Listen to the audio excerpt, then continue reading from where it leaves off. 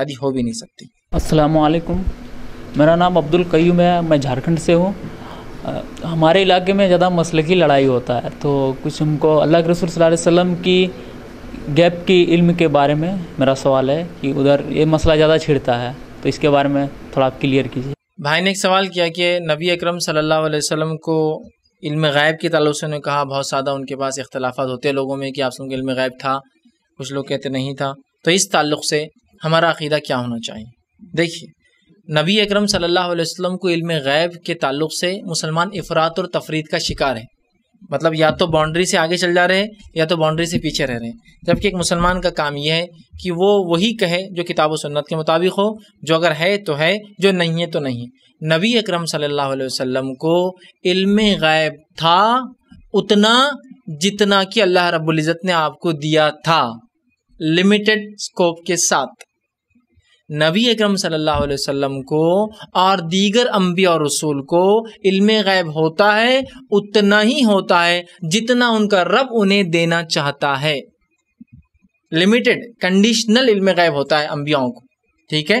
جیسا موسیٰ علیہ السلام کو اللہ رب العزت نے علم غیب دیا، ابراہیم علیہ السلام کو اللہ رب العزت نے علم غیب میں اپنی کائنات کا علم بتایا، جس کی وجہ سے ستارے اور سیاروں کو انہوں نے رد کیا جو قوم عبادت کرتی تھی۔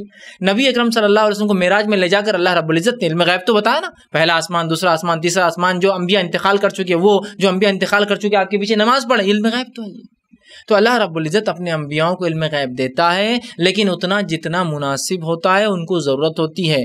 اب اس میں افراط تفرید کے ہم کیا شکار ہوتے ہیں؟ کچھ لوگ سیدھے سے بولتے ہیں رسول اللہ کو علم غیب نہیں تھا، یہ بھی غلط ہے، اور کچھ لوگ کہتے تھا اور مکمل تھا، زمین آسمان، بارش کب ہوں گی، ہوا کب چلیں گی، کون مرے گا کون زندہ ہوگا، یہ دونوں ہی جو ہے افراط اور تفرید کے شکار ہے، غلطی پر جا رہے ہیں۔ تو ایک انسان کا جو قرآن حدیث کے مطابق عقیدہ رکھتا ہے، انبیاء علیہ السلام کو علم غیب ہوتا ہے اتنا جتنا رب انہیں دینا چاہتا ہے، اور صرف انبیاء علیہ السلام، اس کے علاوہ کسی کو علم غیب نہیں ہوتا، کسی کو نہیں، کوئی لمٹ اور کوئی کنڈیشن میں نہیں، کسی کو نہیں، صرف انبیاءوں کو جتنا اللہ چاہتا ہے۔ بات سمجھ رہے آپ؟ اب کوئی کہے نہیں، لمٹ لیس، رسول اللہ کو مکمل علم غیب تھا، مکمل ہر چیز کا۔ اگر کوئی یہ دعویٰ کرے تو سیرت نبوی کا اگر ہم مطالعہ کریں تو ایسے کئی واقعات آتے ہیں جس کے اندر، اور خود قرآن کا اگر مطالعہ کرے تو کئی آیتیں آتی ہیں، اس میں اللہ کے رسول سے کہلوایا گیا، اے نبی کہہ دو کہ اگر میں آگے کیا ہونے والا جانتا تو میں اپنے لیے خیر کو طلب کرتا، خیر کو چن لیتا، اگر میں جانتا آگے کیا ہونے والا ہے تو دنیا اور زمین آسمان کے خزانے میں اپنے لیے جمع کر لیتا، لیکن مجھے یہ علم نہیں دیا گیا۔ ٹھیک، اب جو لوگ کہتے ہیں نہیں مکمل علم تھا، ٹھیک ہے، اور اس کے لیے کچھ دلائل بھی پیش کرتے ہیں، دلائل بھی، ٹھیک ہے، ایک بہت بڑے علامہ ڈاکٹر صاحب جو ٹی وی پر جو آتے ہیں، ان کی دلیل کے رد میں انشاءاللہ اپنا جواب رکھتا ہوں، چونکہ وہ بہت مضبوط ایک دلیل لے کر آتے ہیں۔ صحیح بخاری کی ایک روایت ہے، ایک مرتبہ نبی اکرم صلی اللہ علیہ وسلم اور دیگر کتب حدیث میں بھی یہ واقعہ آتا ہے کہ ایک صحابی جن پر لوگ الزام لگاتے تھے کہ ولد الزنا ہے، وہ کیا ہے؟ ولد الزنا ہے، زنا کی اولاد ہے، اور ان کی طرف دو باپ منسوب کیے جاتے تھے، ایک جو ان کی والدہ کا شوہر اور ایک جن سے ان کی والدہ نے زنا کیا ہے۔ ایک مرتبہ لوگوں نے رسول اللہ سے سوالات کی بوچھار کر دی، بالکل ہر کوئی سوال کرا، آپ صلی اللہ علیہ وسلم چڑ گئے اور کہا آج جس کو جو پوچھنا ہے مجھ سے پوچھ لے۔ تو وہ صحابی نے سوچا کہ آج غنیمت موقع ہے، سارے صحابہ موجود ہیں، رسول اللہ نے کہا کہ جس کو جو پوچھنا ہے پوچھ لے، اب میں فوراً پوچھ لوں تو اللہ کے رسول میرا باپ کون ہے؟ جو لوگ کہتے ہیں جو میری ماں کا شوہر ہے، وہ فوراً کر کے اللہ کے رسول میرا باپ کون ہے؟ جو میری ماں کا شوہر ہے، یا جو لوگ میرے کو منسوب کرتے ہیں، تو کہا تیرا باپ وہ ہے جو تیری ماں کا شوہر ہے، مطلب تو ولد الزنا نہیں ہے۔ لیکن ان کی شخصیت بعد میں بھی ڈسپیوٹ میں ہی رہی، رسول اللہ کے بعد بھی کچھ لوگ ان کا مذاق اڑاتے رہتے تھے۔ بہرحال خیر، تو آپ سب نے بیان کر دیا۔ اب وہ علامہ صاحب کیا بولتے ہیں، ہاں آپ دیکھو میاں بیوی کا عمل کہاں ہوتا ہے، چھپکے ہوتا ہے، اکیلے میں ہوتا ہے، یہی تو علم غیب ہے، آپ سب کو پتا تھا، لیکن وہ اولاد کس کی ہے؟ اور آدمی بولتا صحیح بات ہے، پورا علم ہوگا اللہ کے رسول کو، اس لیے کہ یہ بات تو کون بتا سکتا ہے کہ ایک عورت نے کس کے ساتھ کیا کیا جس سے حمل ٹھہرا، سوائے اس کے اس کو علم غیب ہو۔ لیکن میرے بھائی، بس تھوڑی سی عقل اگر تم وہاں اپنا لیتے تو شاید یہ استدلال، یہ وہ بھی سمجھتے ہیں وہ لوگ، لیکن بس لوگوں کو گھمانے کے لیے۔ اللہ کے رسول صلی اللہ علیہ وسلم کو بذریعے وہی وہ بتایا گیا تھا کہ اس کا باپ کون ہے، نہ کہ ان کو پتا تھا۔ یہ بات کیوں نہیں سمجھ میں آتی؟ جبرائیل آئے تھے وہ بات لے کر، تو یہ اس کی دلیل نہیں، یاد رکھیے اس کی دلیل نہیں۔ اب آئیے دوسرے واقعہ جو ثابت کرتے کہ آپ کو علم غیب نہیں تھا، اس میں پہلا واقعہ آپ سنیے. نبی اکرم صلی اللہ علیہ وسلم کو ایک یہودن نے دعوت دی. یہ تو صحابی کے باپ کو انہیں آپ بتا رہے ہیں. جب صحابی کا باپ بتا کے اس کی نسل کو آپ پاک کر رہے ہیں, اگر واقعے میں 100% علم غیب تھا تو پھر یہاں دیکھیے اب اس واقعے کو آپ سوچیے, تھوڑا غور کیجیے. وہاں نبی کی صرف عزت کا معاملہ تھا, یہاں نبی کی جان کا معاملہ ہے.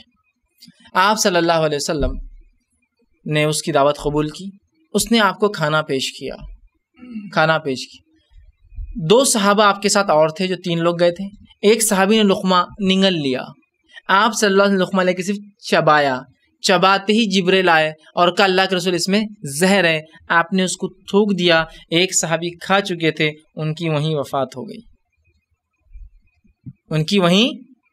ہو گئی. یہاں اگر رسول اللہ کا علم غیب مکمل تھا اور آپ نے اس صحابی کی عزت بچائی تو میرا سوال ہے یہاں علم غیب کیوں نہیں تھا اور نبی نے کیوں اس صحابی کی جان نہیں بچائی؟ سمپل, انتقال کر گئے نا. عزت بچانا اہم تھا یا کسی کی جان بچانا اہم تھا بتائیے آپ؟ اور خود کیا کوئی انسان معلوم ہوتے ہوئے زہریلی چیز کھا سکتا ہے؟ جبکہ صحیح بخاری کی روایت آپ نے خود فرمایا جب آپ کے کلیجے میں تکلیف ہوتی تھی, مرض الموت, جب آپ مطلب وہ ایسا مرض جس میں آپ کو موت آئی, تب آپ نے فرمایا اور کہا اے عائشہ یہ جو تکلیف ہے نا یہ اس یہودن کے زہر کا جو میں نے ایک لقمہ چبا لیا تھا وہ زہر آج اثر کر رہا ہے. مطلب زہر کے ایسے بھی اقسام ہوتے ہیں جو سالوں سال اثر اپنا باقی رکھتے ہیں. تو آپ نے اپنی بیماری کی اور موت کی وجہ اس زہر کو بتایا, کہا یہ وہ ہے. تو کیا ایک انسان مومن زہر معلوم ہوتے کوئی چیز کھا سکتا ہے کہ بتائیے؟ تو کہاں پھر مکمل علم غیب ہوا؟ وہاں جبرائیل نے آ کر بتایا ہوں گا جیسا یہاں آ کر بتایا. دوسرا واقعہ, آپ صلی اللہ علیہ وسلم کے پاس ایک قبیلے کے لوگ آئے کہ اللہ کے رسول, بڑا مشہور واقعہ ہے. ہمارے پاس کچھ لوگ بھیجیے, ہم ان سے اسلام سیکھنا چاہتے ہیں. آپ نے 70 ایسے لوگ جو قرآن حدیث کے علم کے ماہر تھے سلیکٹ کیے اور ان کو بھیجا. قوم نے دغابازی کی, جھوٹ کہا تھا, اور جو ہی وہ لوگ آئے انہوں نے ایک ایک کر کے پوروں کو قتل کر دیا. 3 لوگ بچ کر پہاڑ پر بھاگ گئے. تینوں سے وعدہ کیا کہ ہم تمہیں قتل نہیں کریں گے. 2 نیچے آنے کے بعد 2 کو قتل کر دیا, 1 کو چھوڑ دیا. انہوں نے وہ خبر پہنچائی آپ تک کہ اس طرح سے ہمارے ساتھ سلوک ہوا. نبی اکرم صلی اللہ علیہ وسلم جب یہ بات پتہ چلی, آپ نے روایت میں آتا 40 دن تک فجر کی نماز میں اس قوم کے لیے بد دعا کی. 40 دن تک فجر کی نماز میں بد دعا کی.